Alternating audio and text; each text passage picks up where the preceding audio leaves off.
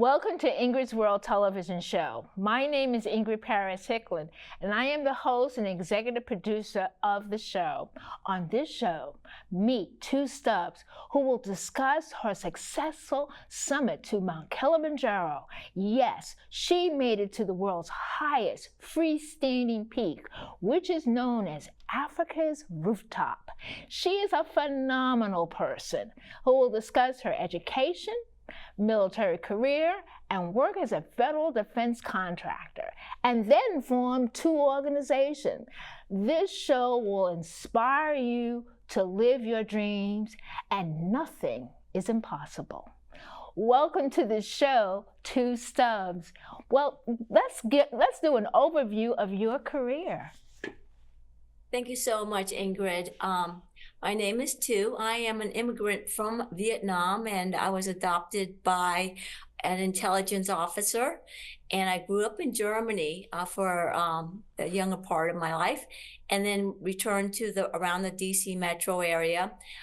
We didn't have money for scholarships for college, so I really wanted to go to college. So I ended up getting a scholarship with University of Maryland, and I also was very motivated to have my first job in support of my country, in service of my country. So I joined a Army ROTC at Johns Hopkins.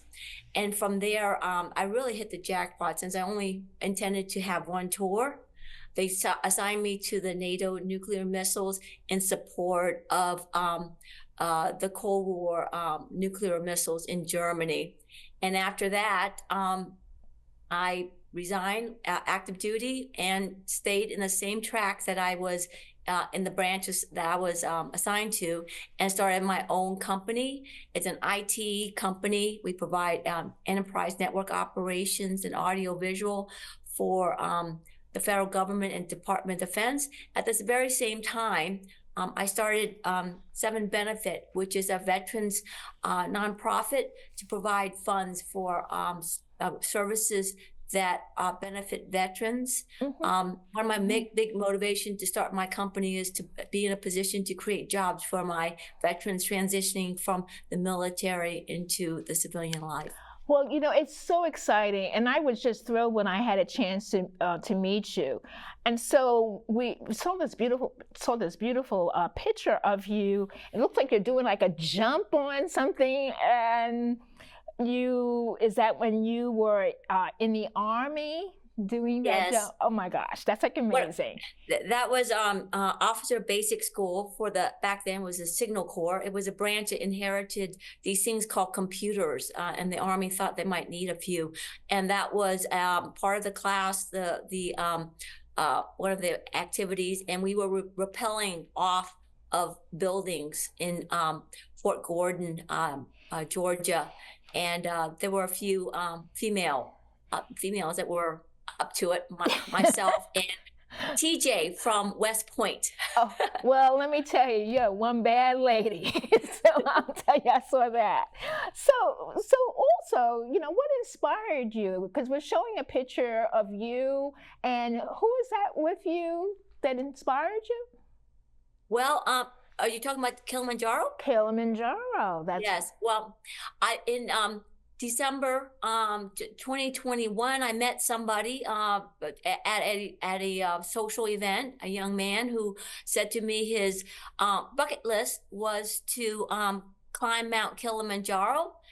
And I said, cool beans. I don't meet anybody around my area that's up for doing adventurous things like that. So I said, give me the information about the trip and the website. So I normally go to, the West Coast in August, but I found out that the dates were acceptable. The price was in range.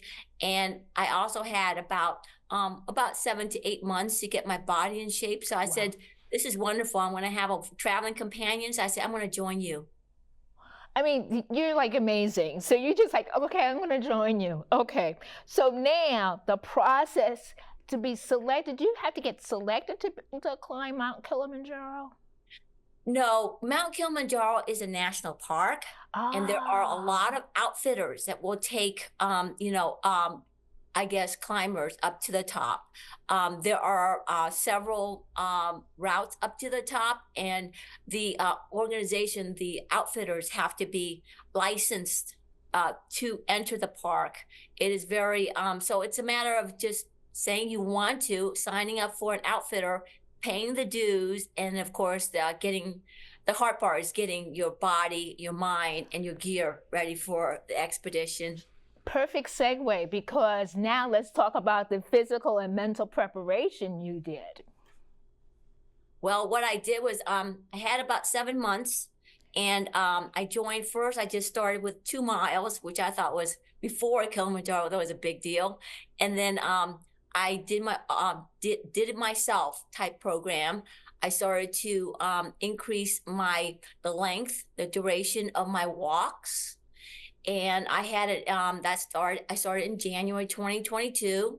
Then I wanted to make an interim goal of I found this organization, the Sierra Club. They sponsor and host a 50 kilometers or 100-kilometer 1-day hike on the C&O Canal.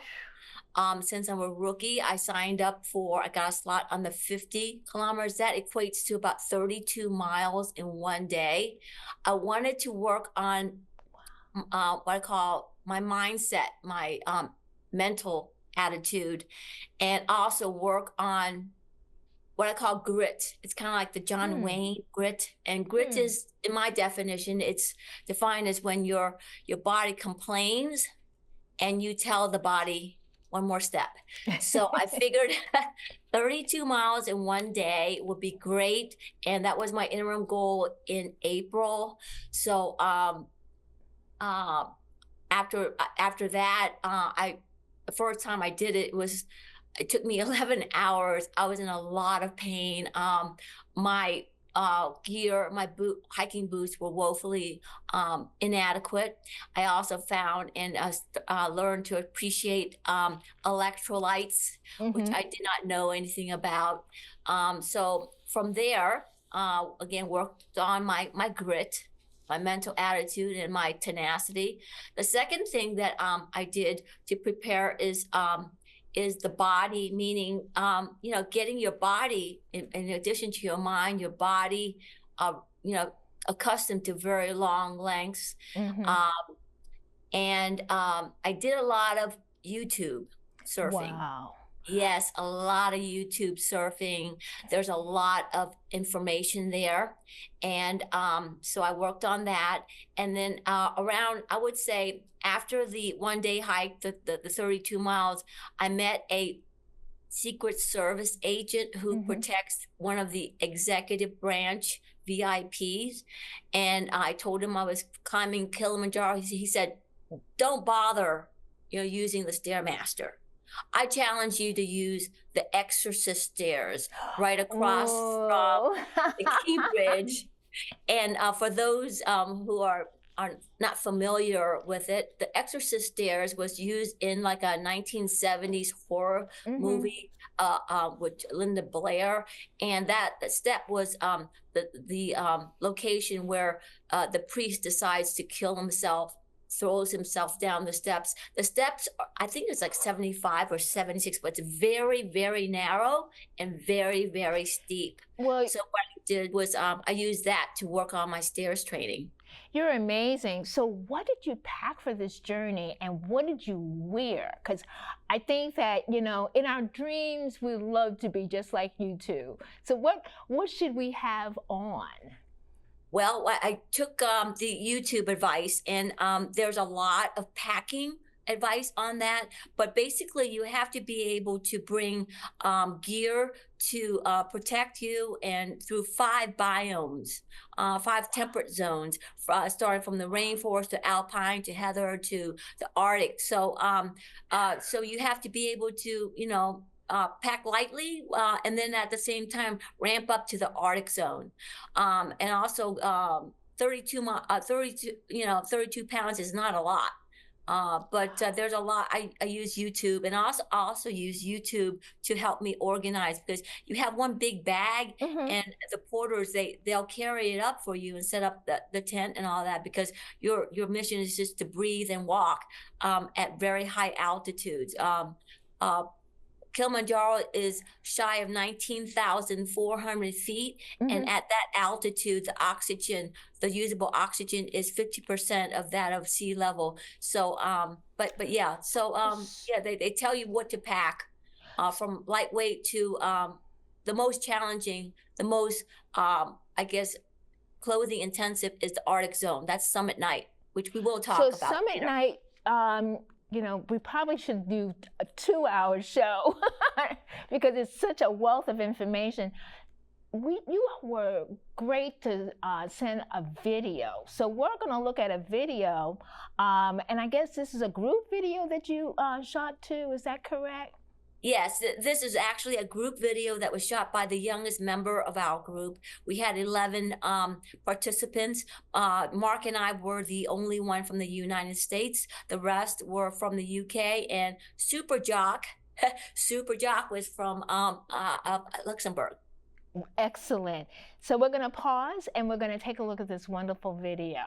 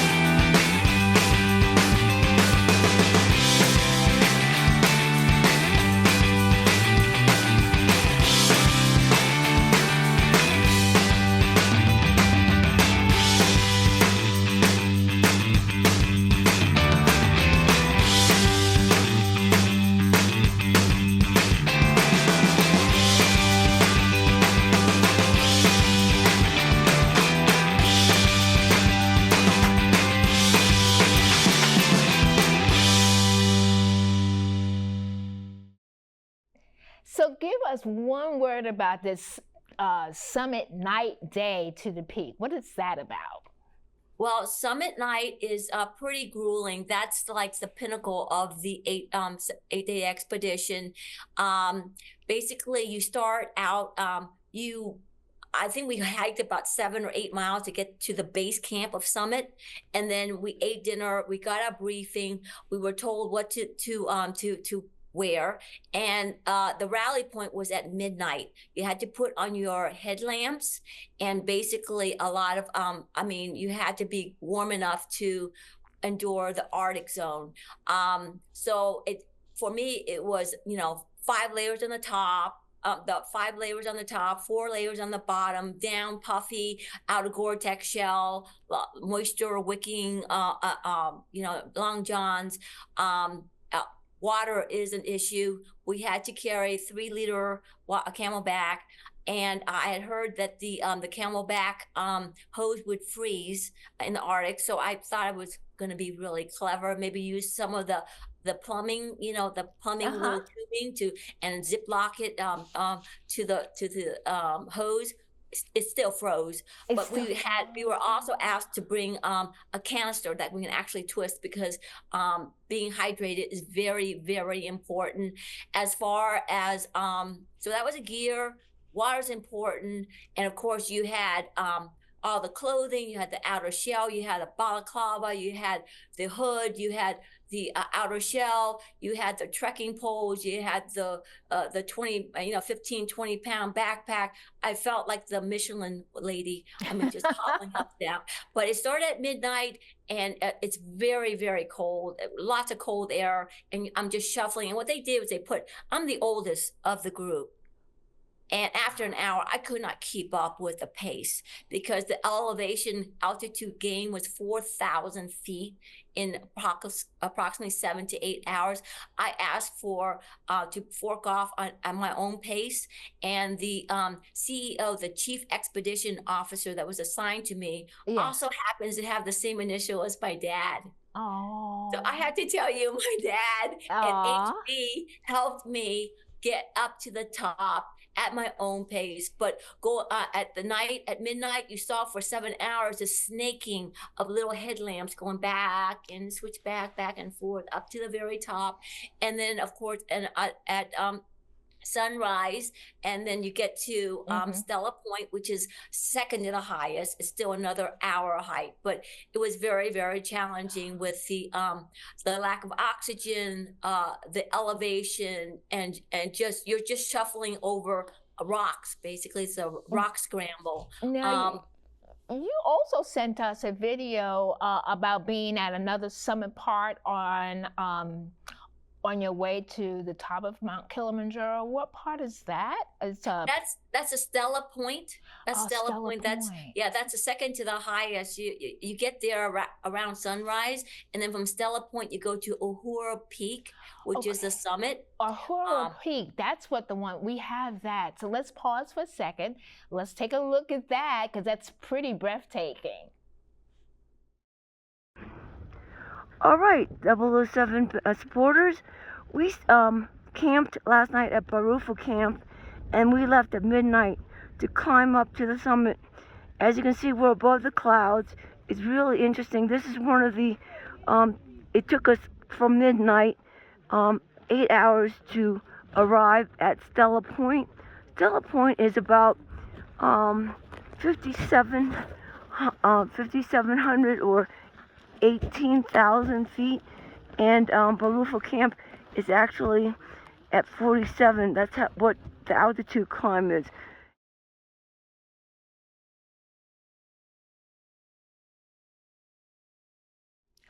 Wow. It's breathtaking. And you said there's glaciers there?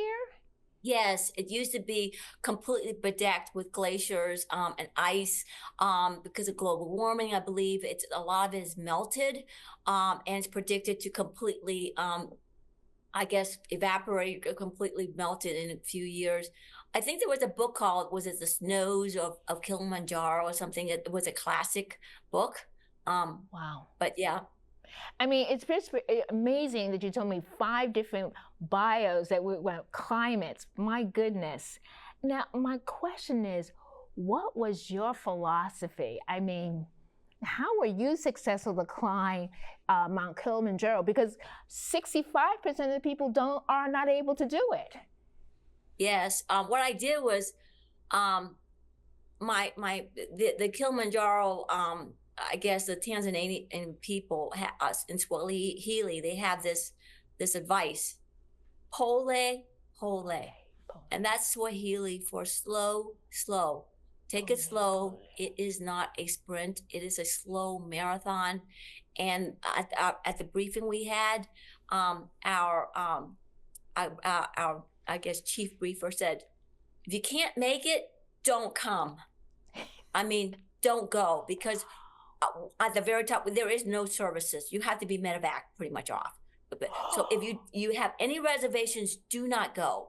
But I utilized the villagers' advice, which is pole, which is to take it slow. You will get up there eventually. Wow. So you listen to their advice, slow, slow. And doesn't that make such good sense? So we have all of 5 minutes left, and I want to jump in to talk about the 7 benefit LTD. Yeah. Tell us about that.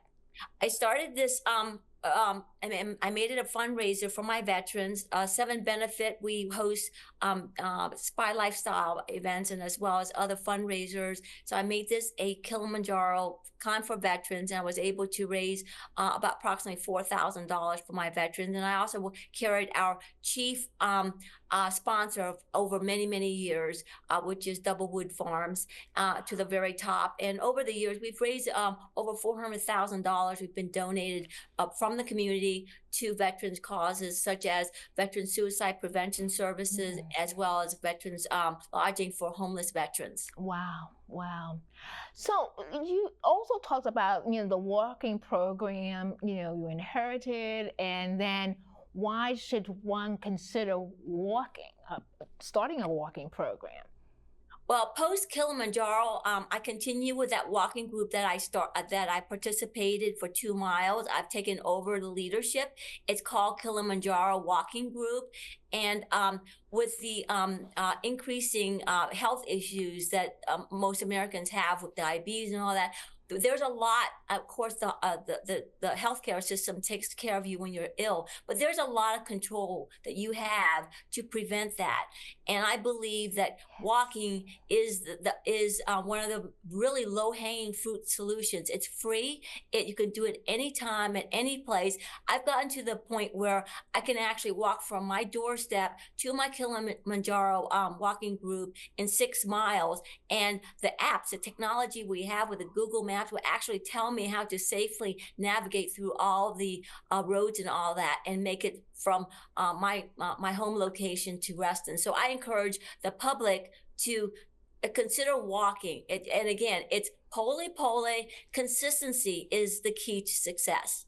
And if you need some motivation, I encourage you to join our group. It's free. We do it every Saturday from 10 to 11 at the Reston Container Store, and you'll be done before noon. Oh my goodness, because that was my next question. How can I, get involved in the walking program? And all right, so the next thing is that how can we follow your work?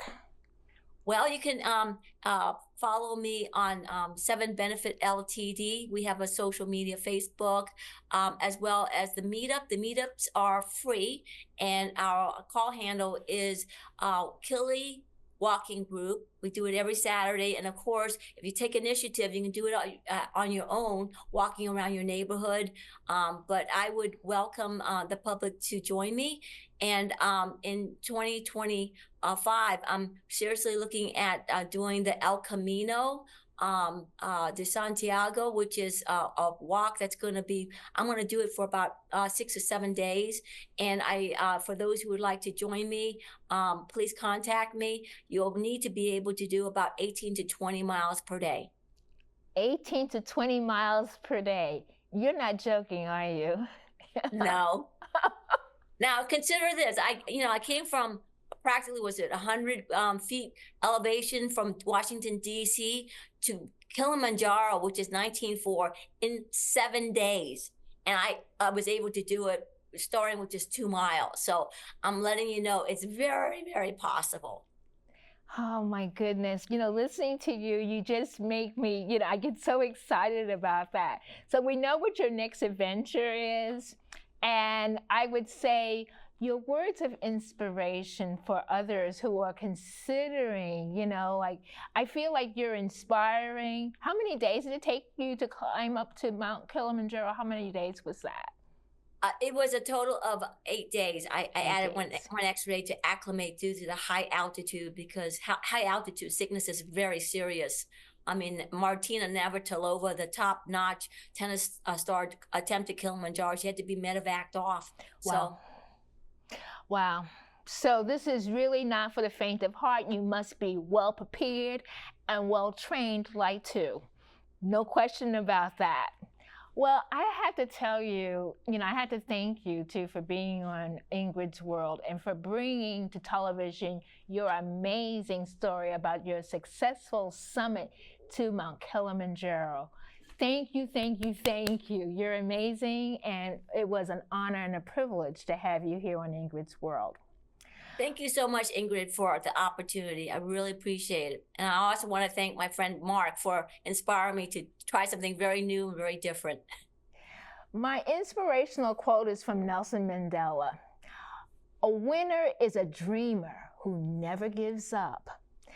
Thank you for watching Ingrid's World. Follow the show at Ingrid's World and X, formerly known as Twitter and Instagram, as well as Ingrid's World on Facebook. And if you miss an episode, watch the show on Ingrid's World LLC YouTube channel and ingridsworld.org. Thanks for watching.